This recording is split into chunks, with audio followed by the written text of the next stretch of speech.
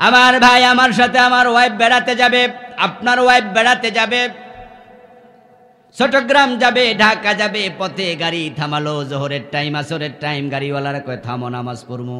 এখন সকল পুরুষ নামাজ পড়লো, বেডির নামাজের জায়গা নেই। এখন ইমাম সাহেবের বউ, হাজি সাহেবের বউ বেনামাজি।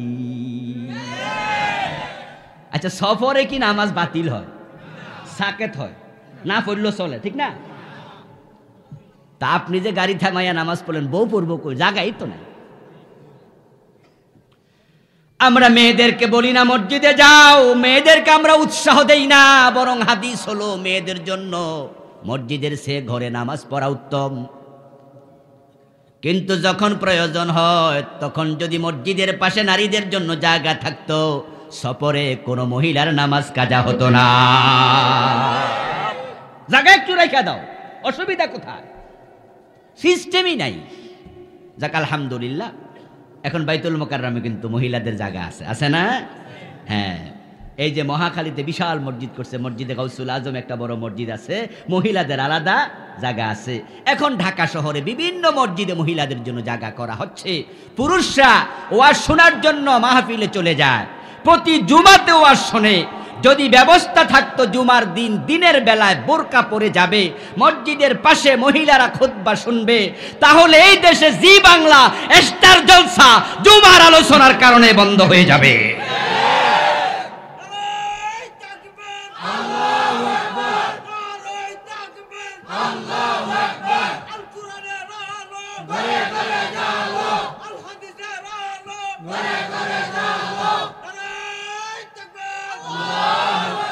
মসজিদে নববীতে, মসজিদে হারামে আমরা যারা হজে যাই, ওমরায় যাই, আমরা যখন মসজিদে হারামে নামাজ পড়তে যাই, বউটা কি বাসায় রেখে যাই?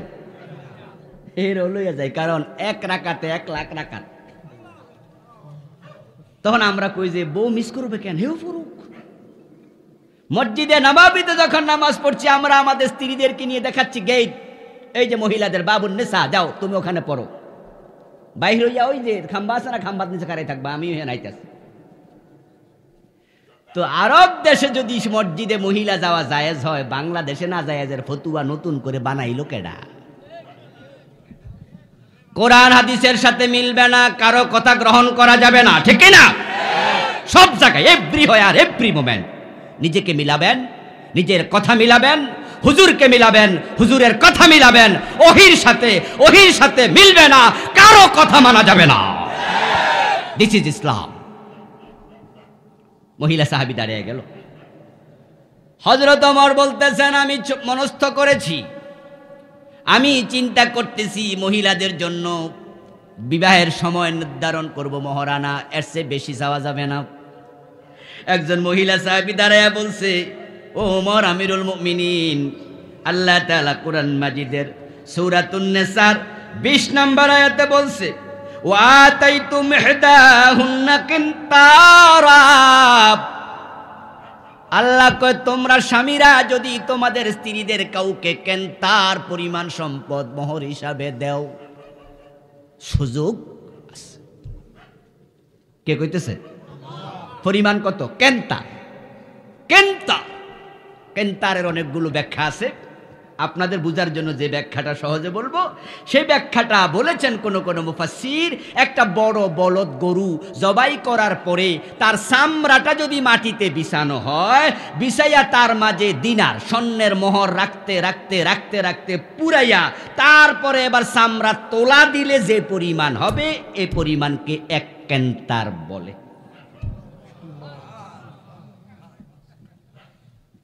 ওমর, আল্লাহ তাআলা বলে, ও স্বামী, তুমি যদি চাও তোমার স্ত্রীকে কেনতার পরিমাণ মোহরানা দিতে, সুযোগ আছে, দিতে পারো। আর আপনি ওমর, আপনি বলছেন অঙ্ক নির্ধারণ করবেন, অঙ্ক নির্ধারণ করার অধিকার আপনারে কে দিল? হযরত ওমর মহিলার কথা শুনে বলতেছে, আসাবাতিল মারআ আখতা ওমর। হযরত ওমর চুপ করে ফেললেন, বললেন যে মহিলা ঠিক কইছে, ওমর ভুল করছে।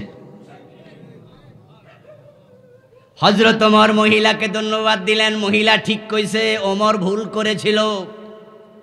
এই যে সূরা নিসার 20 নম্বর আয়াতে আল্লাহ তাআলা অধিক পরিমাণ মোহর দেওয়ার রাস্তা খোলা রাখছে, কেউ চাইলে দেওয়ার সুযোগ আছে। কিন্তু মেয়ের বাবা জোর কইরা নেবে, এটা ঠিক হবে না। হযরত ওমর মেনে নিলেন, মহিলার কথাটাই মানলেন। কারণটা কি? আমরা তো জানি ওমর এমন এক লোক যাকে দেখলে শয়তান পর্যন্ত রাস্তা ছেড়ে দিত, যার ভয়ে পাবলিক ঠান্ডা পানি খাইতো। হযরত ওমর ওই মহিলার ব্যাপারে তিনি মহিলারটা গ্রহণ করলেন। মসজিদে নববীর মাঝে এত সাহাবীর সামনে ঘোষণা দিলেন, আখতা ওমর, ওমর ভুল করেছে, আমি ভুল করেছি। এর কারণ হলো মহিলা যে কথা বলেছে এটা মহিলার নিজের কথা না আল্লাহর কোরআনের কথা। ওই আয়াতটা হযরত ওমরের তখন হয়তো স্মরণ ছিল না, মহিলা বলার সাথে সাথে স্মরণ হয়ে গেছে, তাই মানতে এক সেকেন্ডও দেরি করেন নাই। হেদায়েতের কিতাব আমি রেখে গেলাম দুটা, কোরআন এবং সুন্নাহ ক্রায়া ধরো। কোরআন এবং সুন্নাহ আপনাকে হেদায়েতের পথ দেখাবে। আল্লাহর হাবিব সাল্লাল্লাহু আলাইহি ওয়াসাল্লাম আবু বকর ওমরের নাম বলেন নাই, কোন সাহাবীর নাম বলেন নাই যে আমার পরে অমুকরে ধরিও। না না না, হেদায়েতের উপরে ততদিন টিকে থাকবা যতদিন ওহির মাধ্যমে তুমি হেদায়েত পাইবা, চিনবা। তাই আমরা কোনো ব্যক্তির কাছ থেকে ইবাদত শিখব না, হেদায়েত নেব না, আমরা ইবাদত শিখব হাদিস থেকে, কোরআন থেকে। হেদায়েত তালাশ করব কোরআন হাদিসের কাছে। আল্লাহ তাআলা বলছেন, আমি যুগে যুগে অগণিত অসংখ্য নবী রাসূল পাঠিয়েছি, এমন কোন জাতি নাই যে জাতিতে রাসূল পাঠাই নাই। এখন এই নবী রাসূলরা যে পৃথিবীতে আসলেন, হিদায়াতের পথ দেখালেন, কিভাবে দেখালেন সেটা জানা আমাদের দরকার আছে কিনা? আল্লাহর নবীগণ কিভাবে দেখালেন, কি কথা বললেন, এবার আল্লাহ নিজে বলছেন, শুনুন, আমি যুগে যুগে সব জাতির কাছে রাসূল পাঠাইছি।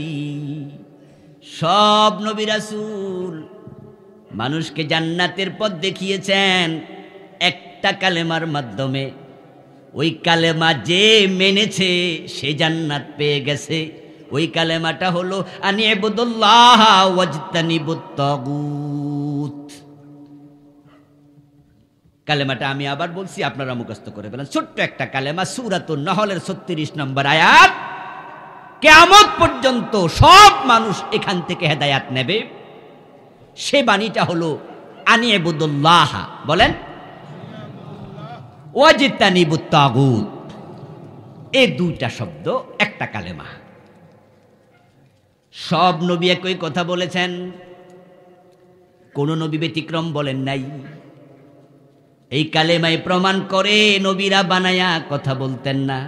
এর কারণ সব নবী এক কথা বলল, অথচ এক নবীর সাথে আরেক নবীর দেখা হয় নাই। এমন নবী আছে না নাই? তো কথা মিলে কেমনে? দেখা তো হলো না। হযরত নূহ আলাইহিস সালাম যখন এই কালেমাটা বলেন জাতির কাছে, তখন ইব্রাহিম নবী দুনিয়া আসে নাই। ইব্রাহিম আলাইহিস সালাম যখন এই কালেমাটা মানুষের শিখাচ্ছেন, তখন মূসা নবী দুনিয়াতে।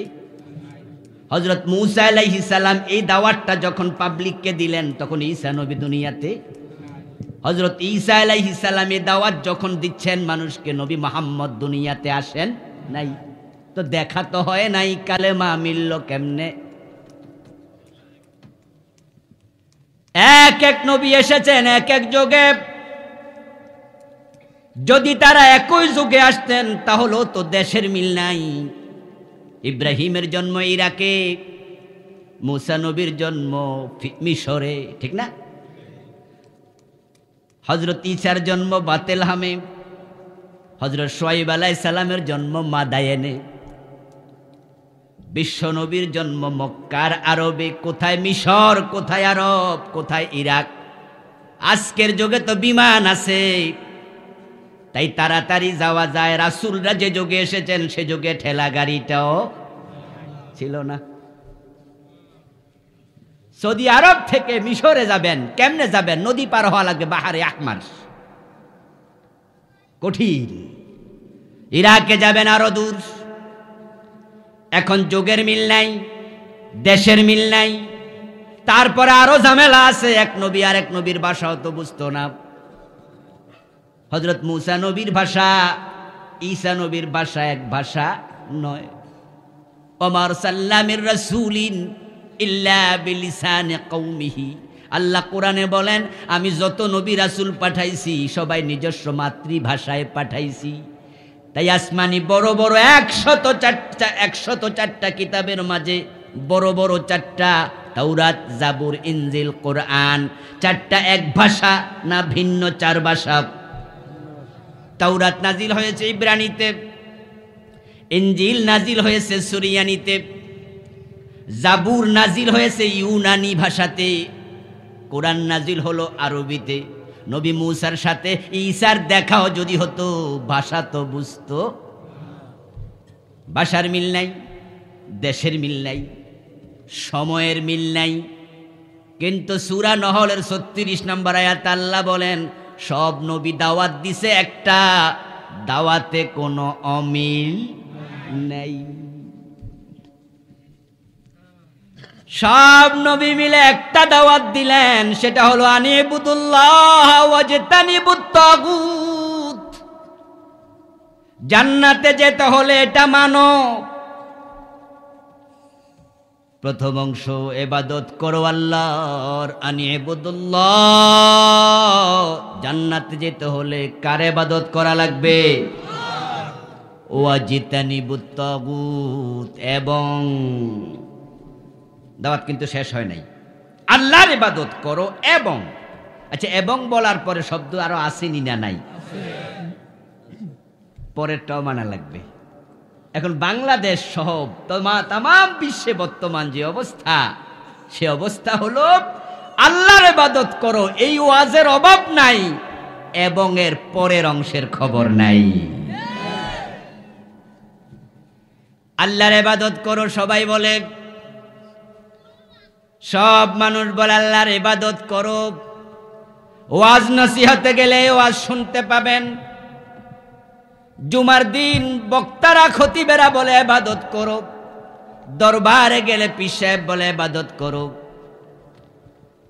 কিন্তু ওয়াজতানিবুত তাগুত, এবং এর পরে আরেকটা অংশ আছে, ওইটার ওয়াজ কই? অথচ আল্লাহর কালেমা তো একটা, অংশ হলো 2টা। এক অংশ মানবেন আর এক অংশ মানবেন না। অর্ধেক মেনে মুমিন হওয়া যায় না। কালেমা একটা, অংশ 2টা, এবং এর আগে এক অংশ, এবং এর পরে আরেক অংশ, 2 অংশ মিলতে হবে। ফজরের নামাজ ফরজ কয় রাকাত? একটু মেহরবানি করে জোরে বলেন, কয় রাকাত? প্রথম রাকাত পড়ছেন সূরা ইয়াসিন দিয়া, একবারে 18-20 মিনিট লাগাইয়া, চমৎকার তিলাওয়াত। দ্বিতীয় রাকাত না পড়ে বাড়ি চলে গেলেন। প্রথম রাকাতে 15 মিনিট আর 20 মিনিট হোক, এটার দাম কত? বলেন বলেন বলেন। কারণ আল্লাহ তাআলা ফজরের নামাজের ফরজ বানাইছে কয় রাকাত? পড়লে আপনি 2 রাকাতে পড়তে হবে, না পড়লে না পড়েন, কিন্তু 1 রাকাত পড়ে নামাজি দাবি করা যাবে না। এখানে ডিসকাউন্ট চাইেন না, ডিসকাউন্ট চলবে না। আল্লাহ বলেছেন যাহা সেটাই ফাইনাল। মুসলমান হওয়ার জন্য আমাদেরকে একটা কালেমা পড়া লাগে, যেটার নাম কালেমায়ে শাহাদাত, কালেমায়ে তাওহীদ, কালেমায়ে রিসালাত। আমরা সাক্ষী দেই, আমরা কালেমা পড়ি। সবচেয়ে বেশি পরিচিত কালেমা কালেমায়ে তাইয়্যিবা। একটা কালেমা কিন্তু অংশ তার 2টা। একটা হলো শাহাদাত বিল্লাহ, একটা শাহাদাত বির রাসূল, লা ইলাহা ইল্লাল্লাহু মুহাম্মাদুর রাসূলুল্লাহ। এই কালেমা পড়ে মুমিন হওয়া লাগে। কেউ যদি লা ইলাহা ইল্লাল্লাহ মানে, মুহাম্মাদুর রাসূলুল্লাহ না মানে, সে 50% মুমিন হইতে পারছে। ঠিক না? লা ইলাহা ইল্লাল্লাহ একটা অংশ, মুহাম্মাদুর রাসূলুল্লাহ আরেকটা অংশ, 2টা মিলে একটা কালেমা, এটার নাম কালেমায়ে তাইয়্যিবা। যদি আপনি মুমিন হতে চান, আপনি 2টাই পড়তে হবে।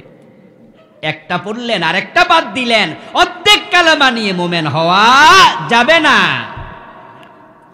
যুক্তি আছে হুজুর, কেন অসুবিধা কি? অর্ধেক তো পড়ছে। ফজরের টাইমে শীত চলছে, বাবা তার ছেলেকে একসাথে নিয়ে মসজিদে হাজির ফজরের টাইমে। পিচ্চি ছেলে, ছোট মানুষ। প্রথম রাকাতের সিজদা শেষ করে উঠে দাঁড়ায়, বাবা তাকায়া দেখে পাশে ছেলেটা নাই। তো নামাজ শেষ করছে বাপে, বাড়ি যায় দেখে ছেলে কম্বল গায়ে দিয়ে শুয়ে আছে। ক্লাস 3-তে পড়ে।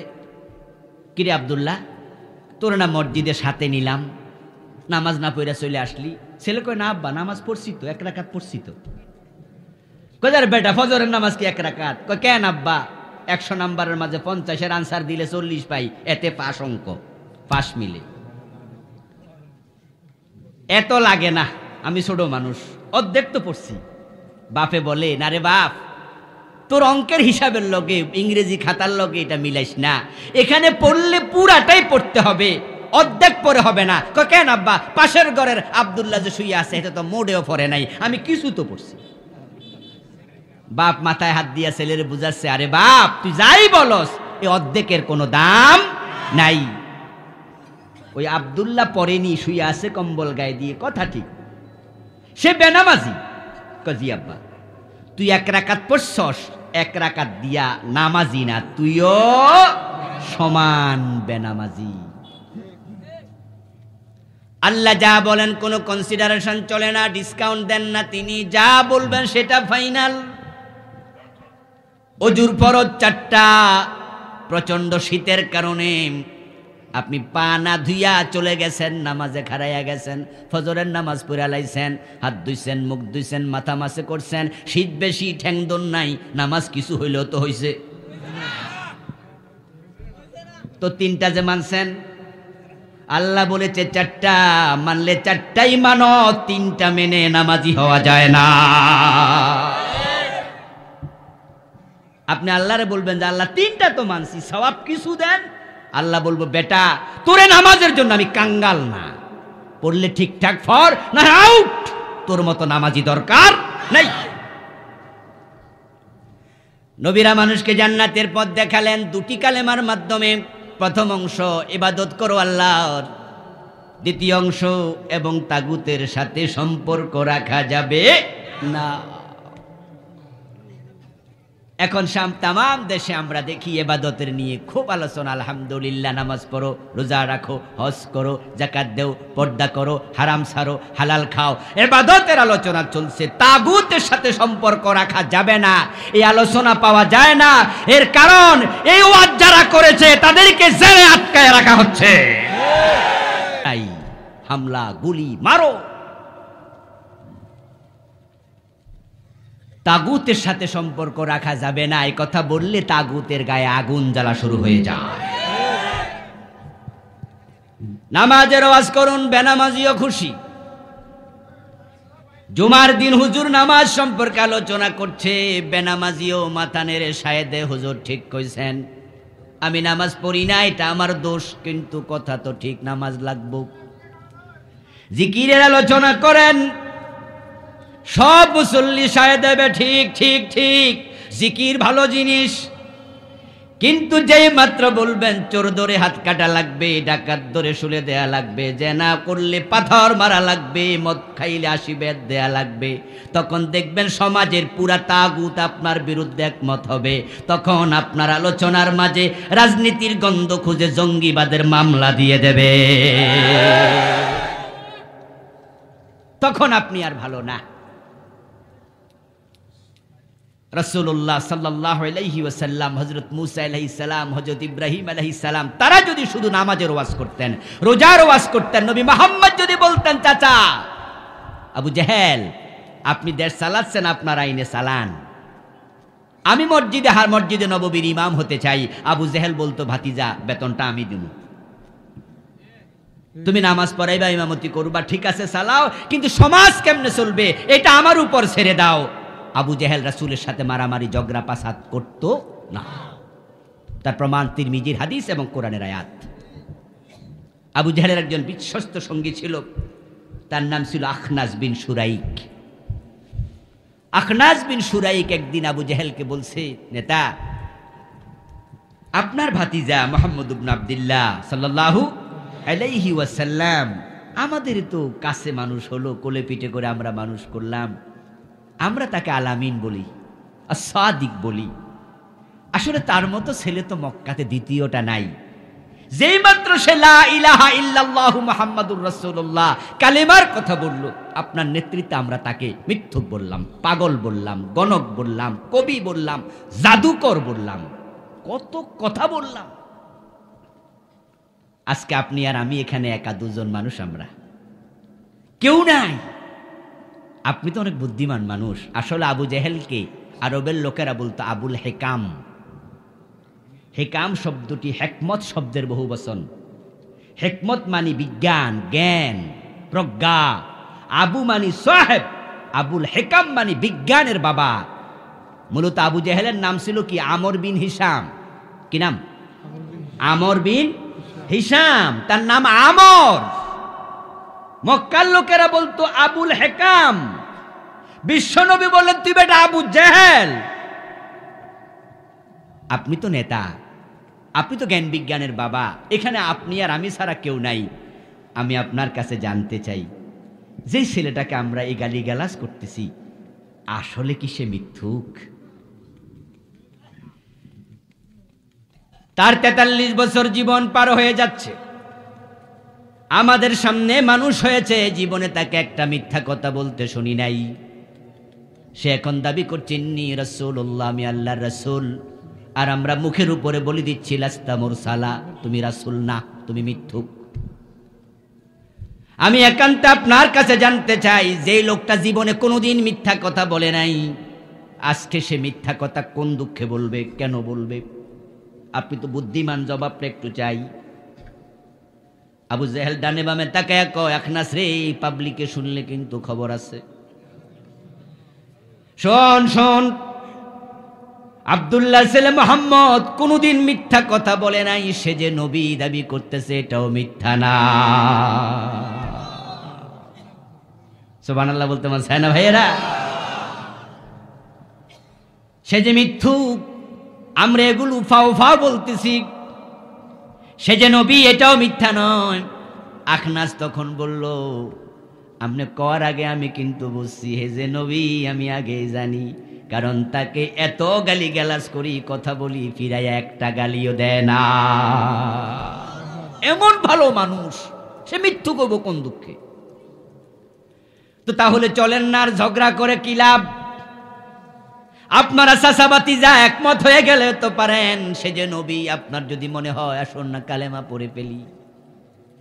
তখন আবু জেহেল বলে, আখনাস থাম থাম থাম, তোর মতো বুদ্ধি লইয়া আমি চললে তো আর আমি মক্কার নেতা হতাম না। যদি আমি কালেমাটা মেনে নেই, তার দাওয়াতটা মেনে নেই, নেতৃত্ব আমার হাতে তো আর থাকবে না। তখন তো সে হয়ে যাবে নেতা, আমি হয়ে যাব কর্মী। আখনাস কয়, ও ঝামেলা তো এখানে। দুইজন সেখানে গল্প করতেছে। আপনাদের কাছে আমি এবার জানতে চাই, মেহেরবানি করে বলুন তো, ওই দুইজনের মাঝখানে গল্প শোনার জন্য আরেকজন আছে না নাই? আমরা যেখানে দুজন, আল্লাহ সেখানে তৃতীয় জন। আমরা যেখানে তিনজন, আল্লাহ সেখানে চতুর্থ জন। আমরা যেখানে চারজন, আল্লাহ সেখানে পঞ্চম জন। এমন কোন জায়গা নাই যে জায়গা আল্লাহ দেখে না। নাহনু আকরাবু ইলাইহি মিন হাবলিল ওয়ারিদ। কোথায় যাবেন? পলানোর জায়গা নাই। আল্লাহ তাআলা কোরআন মাজিদে বলেন, তোমার শাহরগ, তোমার গর্দানের ভিতর দিয়া মেরুদণ্ডের হাড্ডির দিকে যে রগটা ঢুকে গেছে সুন্দর করে নিচের দিকে পেট বরাবর, ওই শাহরগ তোমার যত কাছে, আমি আল্লাহ তোমার আরো কাছে।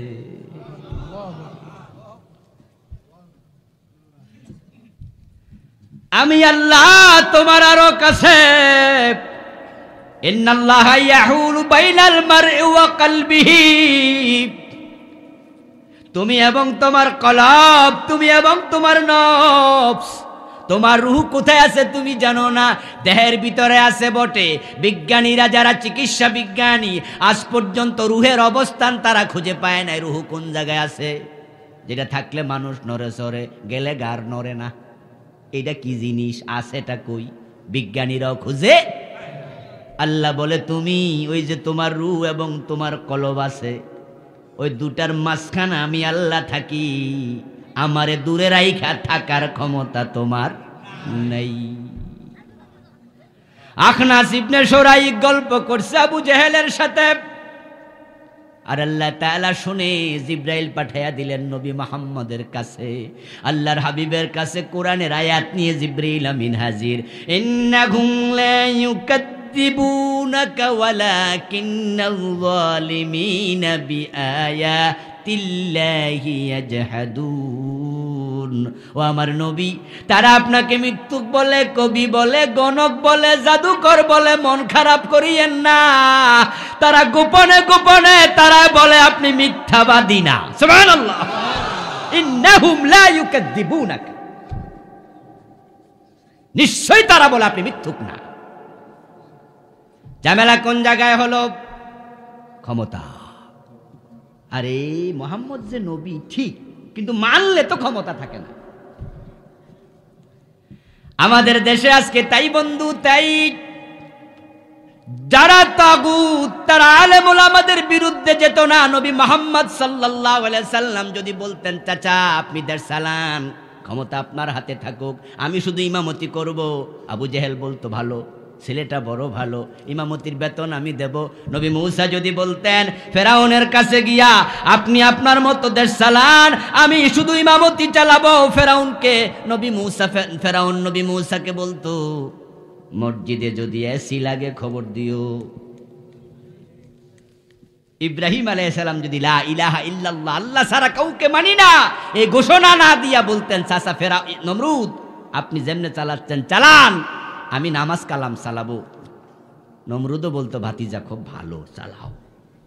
কিন্তু ঝামেলা হয়ে গেছে, তাদের বক্তব্যটা এতটা কন্ট্রাডিক্টরি ছিল, বক্তব্যের ভাষা বড় মারাত্মক। লা ইলাহা ইল্লাল্লাহ, কাউকে মানি না, কাউকে মানা যাবে না, ফেরাউনকে মানি না, নমরুদকে মানি না, আবু জেহেলকে মানি না, মানি শুধু একজনকে, তিনি কে?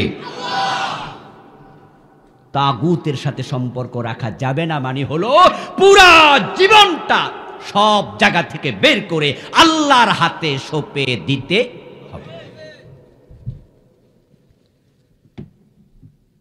এখন এবার আপনারা বলুন তো, পুরা জীবন যদি আল্লাহর হাতে সঁপে দিতে হয়, আমাদের জীবন প্রতিদিন 24 ঘন্টা, মসজিদে কাটাই আমরা 2 ঘন্টা 2.5 ঘন্টা, বাকি 22 ঘন্টা আছে, ওই 22 ঘন্টা কার সাথে কাটাবেন? তাগুতের সাথে না আল্লাহর সাথে? কিন্তু আমরা কি দেখি? আমরা দেখি মসজিদে ঢুকেছে জজ কোর্টের জজ সাহেব, সুপ্রিম কোর্টের বিচারপতি, টিউনু সাহেব ঢুকেছে জোহরের সময় তার উপজেলা পরিষদ মসজিদে। ঢোকার সময় সবাই কোন পা দেয়? কথা বলেন, মসজিদে কোন পা? টিউনু সাহেব দিছে কোন পা? হ্যাঁ, ওসি সাহেব, জজ সাহেব, চেয়ারম্যান সাহেব, মন্ত্রী, কারো দ্বিমত আছে? না, সবাই কয় ডান পা দিয়ে ঢোকা সুন্নাত। এবার সবাই মসজিদে ঢুকলো, ঢোকার পরে নামাজ শুরু হবে। আল্লাহু আকবার তাকবীরে তাহরিমা সারা টিউনু, ওসি, মন্ত্রী, এমপি একজন নামাজিও নামাজ শুরু করে না, সবাই তাকবীরে তাহরিমা দেয়। ইমাম সাহেব নামাজ শুরু করলো, জোহরের নামাজের ফরজ 2 রাকাত পড়ায়া সালাম ফিরাইয়া ফেললো। পিছনে সবাই সালাম ফিরাবে না লোকমা দেবে? রিকশাওয়ালা লোকমা দিচ্ছে, সে মসজিদের মুসল্লি। ও জজ সাহেব আজকে আছে হাজির, উনিও লোকমা দিল। ইমাম সাহেব হুজুর লোকমা পাইয়া সোজা হইয়া খাড়াইয়া আরো 2 রাকাত পড়লো, সাউ সেজদা দিয়া নামাজ। খেয়াল করেন বিষয়টা, আল্লাহর আইনের বিরুদ্ধে একটু ভুল করে ফেলছিল। রাসূল নামাজ পড়েছেন জোহর কয় রাকাত, ইমাম সাহেব ভুল করছিল কয় রাকাতে, এই জন্য পিছনে সবাই মিলে লোকমা দিছে, জজ সাহেবও দিছে। হুজুর আল্লাহ রাসূলের সিস্টেমের বাহিরে যাওয়া। এবার সালাম টালাম ফিরাইয়া নামাজ কালাম শেষ, জজ সাহেব গিয়ে এবার বইছে চেয়ারে, মামলা আইছে, চোর ধরে মামলা দিছে, এখন চোরের মামলার রায় হবে। রায় দেওয়ার সময় আল্লাহ কি কইছে? জজ সাহেব আর খবরও রাখে না। মসজিদে নামাজ পড়ার সময় আল্লাহর কথার বাহিরে চলা যাবে না। ভুল করলে লোকমা দেও, বাবারেও সারমু না। বাবা যদি ইমাম হয়, ছেলে যদি মুক্তাদি হয়, বাবা ভুল করছে, ছেলেও সার দেয় না, লোকমা দিছে। কিন্তু জজ সাহেব যখন আদালতে বসে রায় দেয়, তখন ব্রিটিশ আইনের দিকে তাকায়, আল্লাহ কি বলছে তাকায় না। তখন তিনি আল্লাহর গোলাম না ব্রিটিশের গোলাম।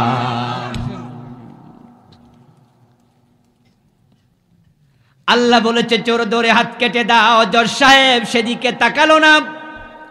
চোর ধরে জেলে দাও, 3 বছর 2 বছর জেল দিয়ে দিল। তাহলে মসজিদে তিনি যে আল্লাহকে মানলেন, আদালতে গেলে সে আল্লাহর সাথে সম্পর্ক আর নাই। অথচ উনি কিছুক্ষণ আগে বলছে লা ইলাহা ইল্লাল্লাহ, আল্লাহ ছাড়া কারোরে মানি না। তাহলে আল্লাহ ছাড়া কারোরে না মানলে ব্রিটিশ আইনে তো দেশ চলার কথা ছিল না। তুমি আল্লাহর সাথে সম্পর্ক রেখেছ, মসজিদের বাহিরে আবার তাগুতের সাথে আছো, ঠিক কিনা?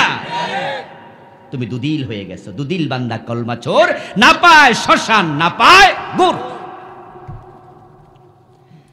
আচ্ছা, জজ সাহেবের বিরুদ্ধে কথা কয়ে এলাইছি, আপনারা তো খুশি, আপনাদেরকে তো কিছু বলি নাই। কিন্তু বলুন তো, জজ সাহেবের সামনে সেখানে কিছু মুসলমানও হাজির আছে না নাই?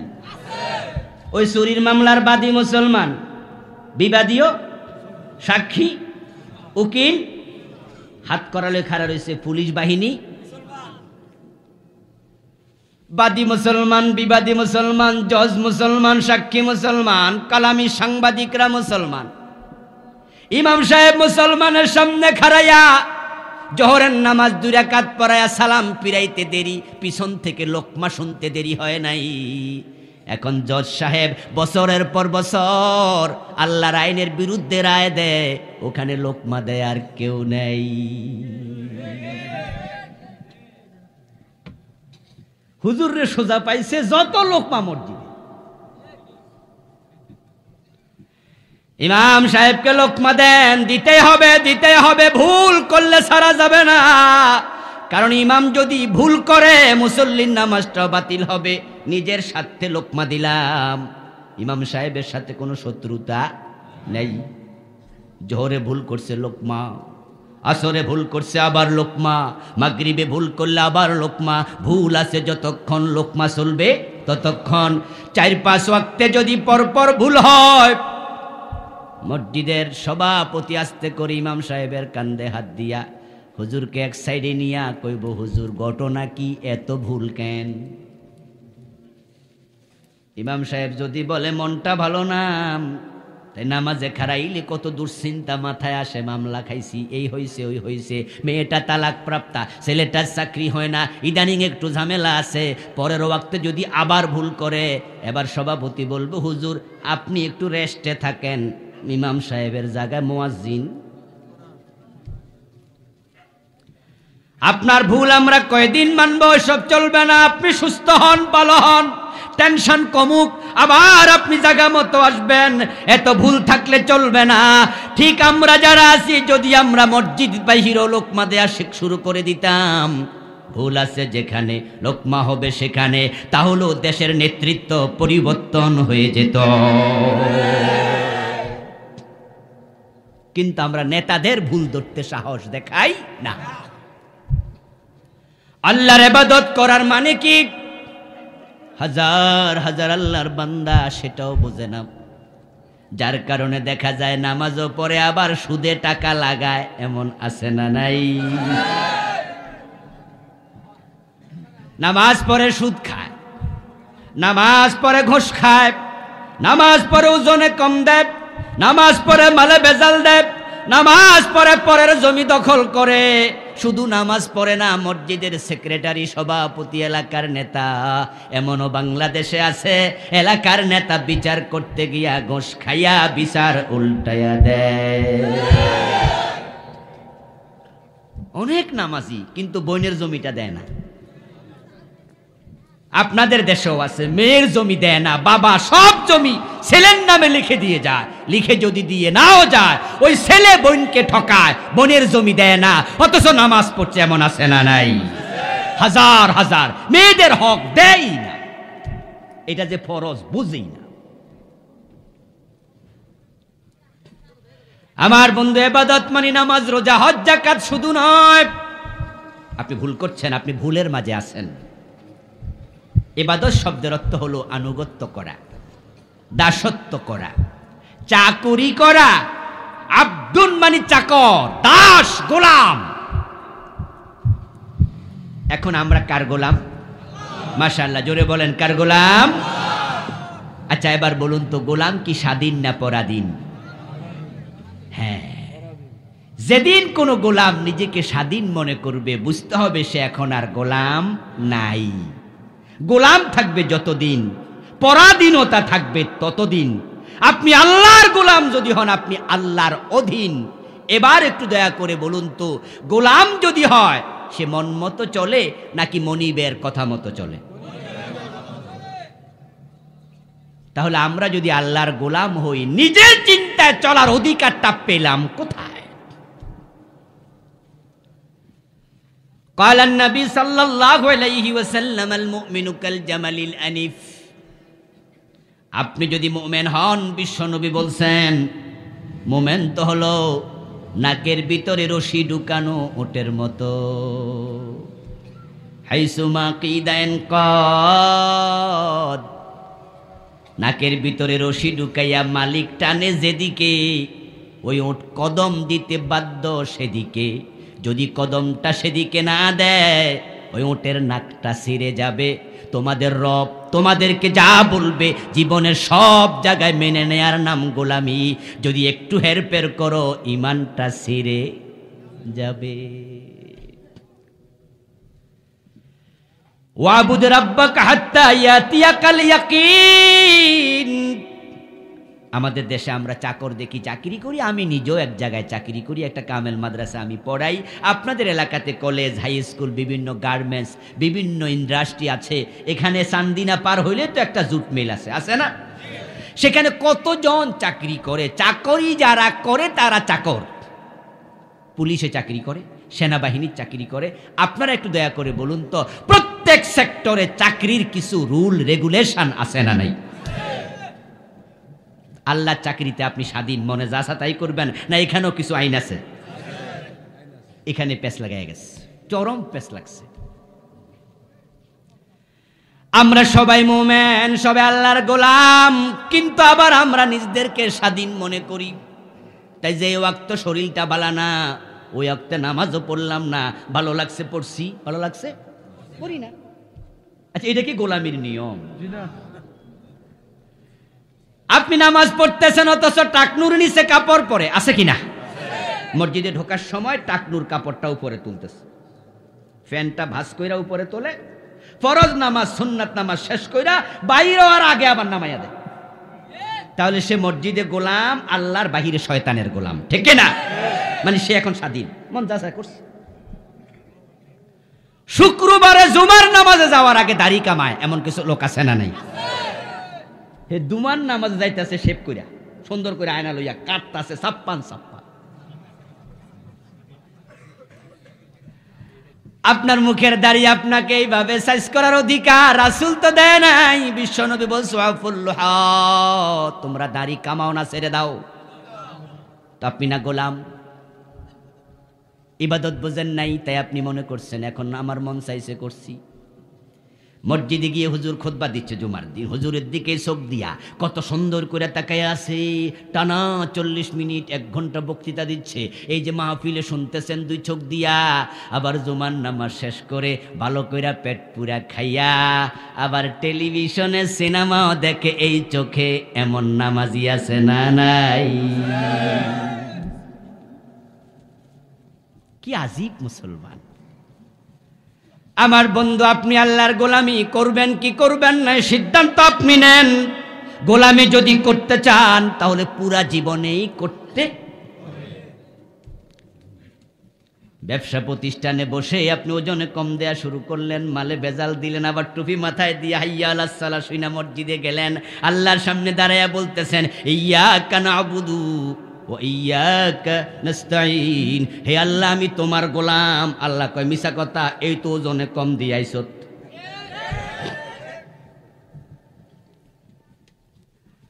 আল্লাহরে আপনি এত সোজা পাইয়া গেলেন, মসজিদে খাড়াইয়া কইতাছেন আল্লাহ আমি তোমার গোলাম। আল্লাহ কই তাই নাকি? তাহলে কিছুক্ষণ আগে মামলার রায়টা ব্রিটিশ আইনে কেমনে দিলি? রাতের শেষ নামাজ বিতির নাকি? আচ্ছা, রাতের শেষ নামাজ বিতির। বিতিরের মাঝে একটা দোয়া আছে, এটার আমরা দোয়ায়ে কুনুত বলি, বলি না? আমাদের হানাফি মাসলাকের অধিকাংশ আলেমরা, অধিকাংশ মুসল্লিরা আমরা যেটা পড়ি বা বলা চলে সকলে পড়ি, সেটা হচ্ছে আল্লাহুম্মা ইন্না নাস্তাঈনুকা ওয়া নাস্তাগফিরুকা। অন্যান্য মাসলাকে আবার আল্লাহুম্মা হাদিনি ফিমান হাদাইত ওয়া আফিনি ফিমান আফাইত, সেটাও আছে, হাদিসে আছে, অসুবিধা নাই। কিন্তু আমরা পড়ছি যেটা আল্লাহুম্মা ইন্না নাস্তাঈনুকা ওয়া নাস্তাগফিরুকা, বলতে বলতে আল্লাহ তাআলাকে কি বলছি আমরা? ওয়া নাতরুকু মান ইয়াফজুরুকা। আল্লাহর সাথে আপনার রাতের শেষ নামাজ কমিটমেন্ট হচ্ছে। আপনি বলতেছেন পবিত্র অবস্থায় মসজিদে দাঁড়ায়া, আপনি যে কথাগুলো বলছেন আল্লাহুম্মা ইন্না নাস্তাঈনুকা, স্বেচ্ছায় বলতেছেন না কেউ পিটাইতেছে? স্বেচ্ছায়, আপনারে কেউ বাধ্য করেনি। আপনি সেখানে আল্লাহরে বলতেছেন আল্লাহুম্মা ইন্না নাস্তাঈনুকা ওয়া নাস্তাগফিরুকা ওয়া নু'মিনু বিকা, কইতে কইতে ওয়া নাতরুকু মান ইয়াফজুরুকা। বাংলা অর্থ কি? ও আল্লাহ, আমি তো পাপিষ্ঠ নই, আমি তো তোমার গোলাম। যে বেডারা পাপ করে, খারাপ মানুষ, তাদের সাথে আমার সম্পর্ক নাই। আল্লাহ কয় কি রে, মাত্র চা খাই আইছে বাটপারের সাথে, ঠিক না? ঠিক না? এই মাত্র সিটারের আপনার নির্বাচনী স্লোগান দিছে, আছে না কিছু লোক? অমুক ভাইয়ের চরিত্র, গাঁজা খায় 5 ওয়াক্ত, নামাজ পড়ে না 1 ওয়াক্ত, এই মিছিল দিয়ে হে আইসা বাটপারের। আল্লাহরে কয় আল্লাহ এর সাথে কোনো সম্পর্কই নাই। আল্লাহ কয় তোর মতো মিথ্যু আর আছে কেডা? নামাজ শেষ করছে, আল্লাহরে কইছে পাপিষ্টের সাথে আমার সম্পর্ক নাই, ঘরে গেছে। খাইতে বইছে, ঘুমিয়ে যাবে, কলিং বেলে টিপ পড়ছে, দরজা খুলে দেখে ঘটক মশাই হাজির।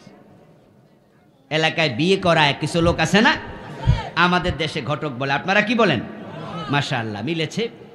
ঘটক সাহেবকে দেখে মুস্কি হাসি দিয়ে বলছে আরে ভাইজান এত রাতে আপনি আসছেন কেন? কয় কি হয়েছে? মেয়েটা বড় হয়েছে, বিয়া দিবেন না? বিয়া নিয়ে আইসি ভাই। হাজি সাহেব তো দরজা খুলে দিয়ে পাশে বসাইয়া কয় আইসেন যেহেতু খাইয়ালন, একসাথে খাই আর কত কম।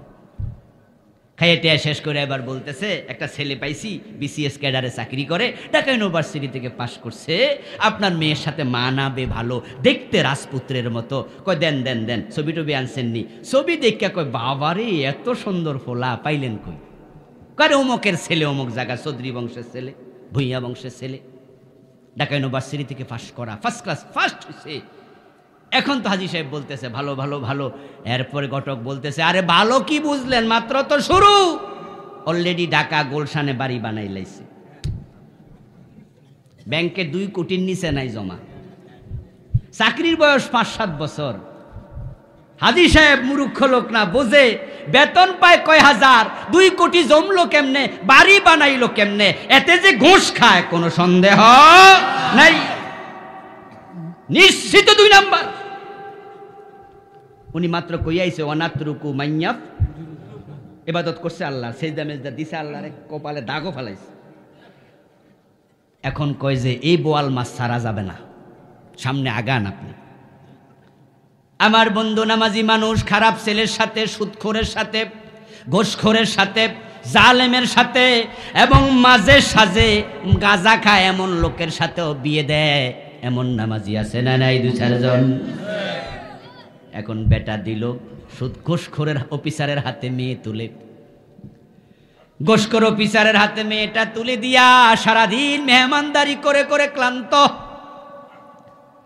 এখন জামাই মাগরিবের আগ দিয়া মেয়ে নিয়ে চলে গেছে তার বাড়িতে, পরের দিন সেখানে উনিও যাবে। মাগরিবের পরে গোসল কইরা শরীরটা রিফ্রেশ কইরা সুন্দর করে নতুন জামা গায়ে দিয়া এশারের নামাজ পড়ে বিতিরের নামাজে খাড়াইয়া আবার কয় অনাতরুকু মাইয়া ফিজুরুকা, হে আল্লাহ পাপির সাথে আমার কোনো সম্পর্ক নাই। আচ্ছা, আল্লাহ বুঝি আপনারে জান্নাত দিয়ে দিবে? বরং আল্লাহ আপনার মুখের উপরে আপনার নামাজকে নিক্ষেপ করে বলে এই বেটা কলিজার টুকরা মেয়ে ঘুষখোরের হাতে দিয়া তুই আমারে বলস খারাপের সাথে সম্পর্ক নাই। তোর মতো সিটার আছে কেনা, ঠিক না? বড় মাপের সিটার।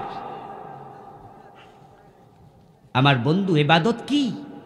ইবাদত হলো জীবনের প্রতিটা জায়গায় কোরআন সুন্নাহর আলোকে জীবন পরিচালনা করার নাম। আরে ভাই, নামাজের নাম ইবাদত হলো তো সূর্য ওঠার সময় নামাজ পড়লো সওয়াব হওয়ার কথা ছিল। সূর্য ওঠার সময় নামাজ পড়লে সওয়াব হয় না গুনাহ হয়? ঈদের দিন রোজা রাখা জায়েজ না হারাম? ঈদের দিন রোজা রাখলে সওয়াব হয় না গুনাহ হয়? তো রোজা ইবাদত হলে গুনাহ হবে কেন? আসলে না। আল্লাহ পড়তে যখন কইছে তখন পড়া ইবাদত, মানা যখন করছে না পড়া ইবাদত। রোজা রাখতে কইছে, রাখার নাম ইবাদত, রাখতে মানা করছে, না করা ইবাদত। ইবাদত হলো আল্লাহর আইন মেনে চলার নাম। এই আইন শুধু মসজিদের 2 ঘন্টা না, জীবনের 24 ঘন্টায় মানতে হবে। আর যারা আছে তাগুত, আল্লাহর আইন বিরোধী শক্তি, তাদের সাথে কোনো সম্পর্ক রাখা যাবে না। আপনাদের যাদের সাথে কোরআন বিরোধী শক্তির সম্পর্ক আছে, আমার বন্ধু রাসূল সাল্লাল্লাহু আলাইহি ওয়াসাল্লাম মদিনা চালালেন 10 বছর কোরআনের আইন দিয়ে। আবু বকর, ওমর, ওসমান, আলী রাদিয়াল্লাহু তাআলা আনহুম চালালেন আরো 30 বছর কোরআনের আইন দিয়া। এখন মুসলমান 90% বাংলাদেশ, কোথাও কোরআনের আইন পাওয়া যায় না। সংসদে নাই, হাইকোর্টে নাই, সুপ্রিম কোর্টে নাই, গণভবনে নাই, বঙ্গভবনে নাই, আদালতে নাই, কোথাও কোরআন নাই, হাদিসের আইন নাই। সব জায়গায় ব্রিটিশ আইনে চলছে। কয়দিন আগে আমরা দেখলাম ঢাকার এক নায়িকার সাথে এক অফিসার কেক খাইছে। পরে আরেক অফিসার কয়, আইন তো নাই, শাস্তি দিমো কি? এদেশের আইন হলো ছেলে মেয়ে যদি একসাথে মিউচুয়ালি অন্যায় করে কোনো শাস্তি নাই, আর প্রকাশ্যে রাস্তায় করলে 100 টাকা জরিমানা। কয় টাকা জরিমানা? আজীব আইন, আজীব আইন, আজীব আইন। এই আইন করেছে খ্রিস্টানেরা। ব্রিটিশ সরকার 1861 সনে, তখনও 100 টাকার অনেক মূল্য ছিল। ওই আইনটা পরিবর্তন করে না। চোর ধরে হাত কাটে না, ডাকাত ধরে শুলে দেয় না, জেনা করলে পাথর মারে না। এই আইন তারা বানায় না, কারণ এই আইন আসলে তাদের অনেকের হাত থাকবে না। পুরা জাতি মদের বিরুদ্ধে। আমি আশ্চর্য হই। আমাদের পুলিশ মদের বিরুদ্ধে, আমাদের বিডিআর মদের বিরুদ্ধে, আমাদের র্যাব মদের বিরুদ্ধে, আমাদের নেতারা মদের বিরুদ্ধে, প্রশাসন জাতি পুরা কয় মদ থামাও, মদ থামাও। আমি বলি ঘটনা কি? 80 বেতের আইন চালু করো, তাই তো মদ থেমে যাবে। কয় না হুজুর, ওইটা করা যাবে না। এর কারণ তারা জানে 5 স্টার হোটেলে যারা খায় তাদের কোনো বিচার হয় না। মদ থামাও, গরিবে খাইলে ধরো পিটাও। যদি দেশে আইন হয়ে যায় মদ খাইলে 80 বেত লাগাতে হবে, আমাদের দেশে অনেক নেতা আছে পিঠের চামড়া থাকবে না।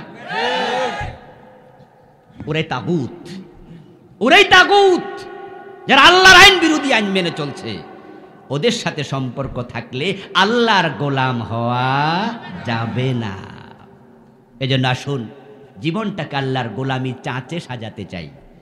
Top to bottom, bottom to top, everywhere, every moment আমি আছি যেখানে কোরআন সুন্নাহ সেখানে। আল্লাহ তাআলা আমাদের সকলকে এর আলোকে জীবন